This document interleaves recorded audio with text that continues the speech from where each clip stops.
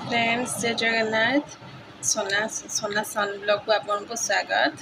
आज देवस्नान पूर्णिमा ठाकुर ये गाधे चंदन ये दूसरी ठाकुर ये चंदन दूसरी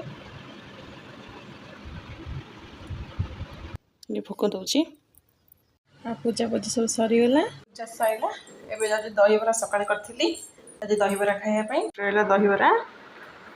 तो आपण मैंने सब कौन कर खाई कहे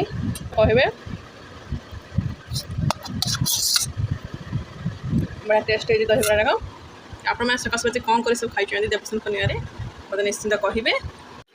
छुई आलू भजा करी आज छुई आलू ये काटिदे छुई आलू काटिदे गोटे बैगन अच्छी बैगन गोटे काटिदे मसला दे भाजीदेवी आ पखाड़ भात आज करी। जमी हूँ पखाड़ भात न खाइले भल लगुनि टे पखाड़ भात करदेवी।